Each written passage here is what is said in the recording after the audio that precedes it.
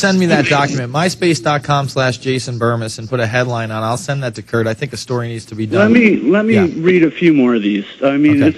It's serious stuff. It says that they need to create a common border crossing permit, single window electronic filing, joint custom teams, and custom booths from all relevant agencies. And like I just said, they just announced basically joint custom teams all the way from Maine to North Dakota between our two countries.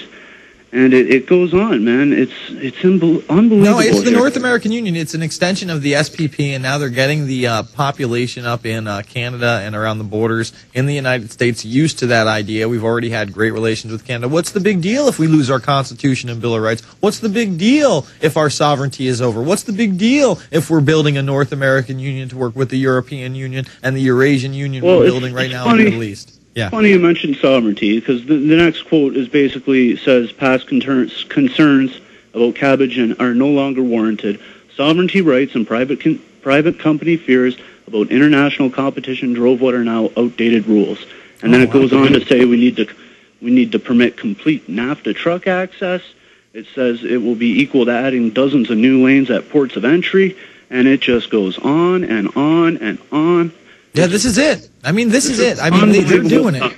That's what this administration is here for, Bruce. That's why we have Barack Obama. That's why Janet Napolitano and DHS are now being absorbed into the NSA. That's why he just, nominated the Supreme Court justice who believes that the Second Amendment says we can't have guns, and that she's a member of La Raza, so she can do the bottom border deal with Mexico. It's out of control. I thank you for the call.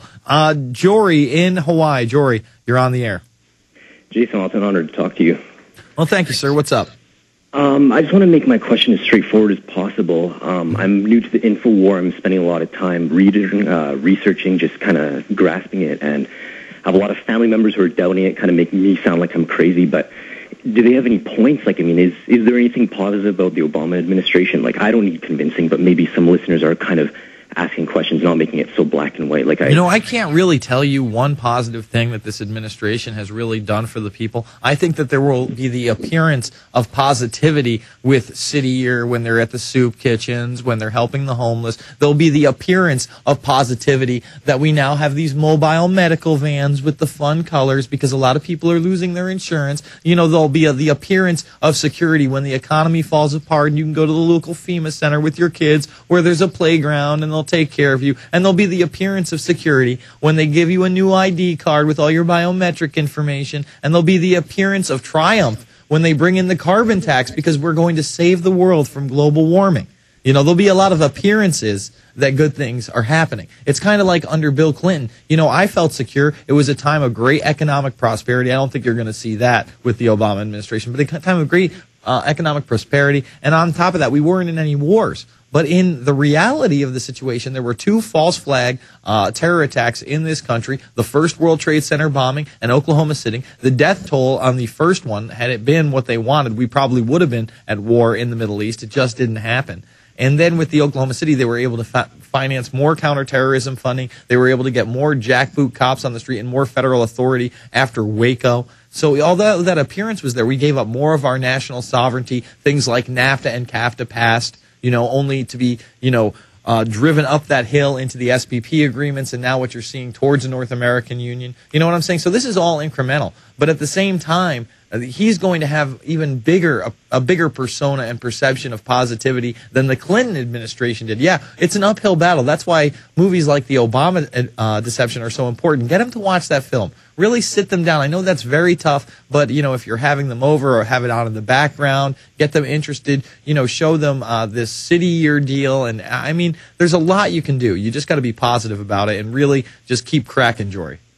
Absolutely, yeah. And basically, there's all these problems that we encounter and all this stuff going on. But you know what? In the end, we will overcome. It's going to get bad. I could see a lot of bad stuff happening. It's not going to be any surprise to anybody who actually has information now. But in the end, just like the fall of the Roman Empire, these people, they're not going to make it. They're criminals. They're megalomaniacs. They're psychotic. And you know what? They're not going to triumph. So, hey, man, every time somebody has really just tried to dominate the world in the fashion that they are, they have fallen. And let's pray to God and work towards a goal of them failing. Yet again, I thank you for the call. Let's go to Pat in Washington. Pat, you're on the air.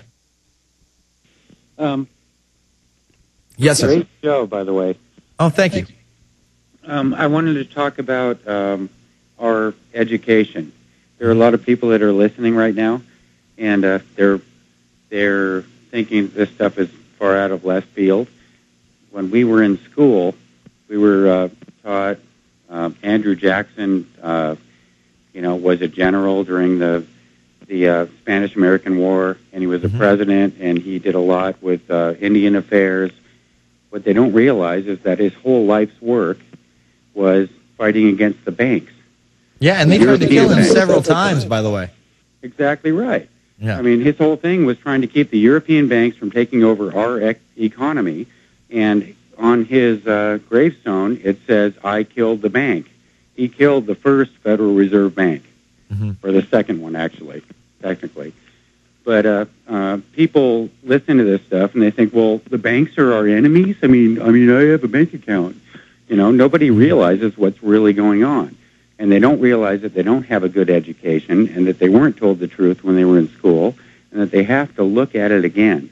And they have to listen to you guys really close because you guys have the clues, the answers, and it's all there. Well, I find that a really great tool to wake people up is America Freedom to Fascism. And right now we have this new Reflections and Warnings with Aaron Russo. I think that's a great combo pack. You can get them both at Infowars.com. Become a PrisonPlanet.tv subscriber. Make copies. Hand them out to people. America Freedom to Fascism blows the lid off not only the IRS, but the Federal Reserve System in general, and shows how foreign bankers took over and much, much more. Shows the North American Union agenda. Shows the Verichip. I thank you for the call. We'll be back after this. It's the Info Warrior.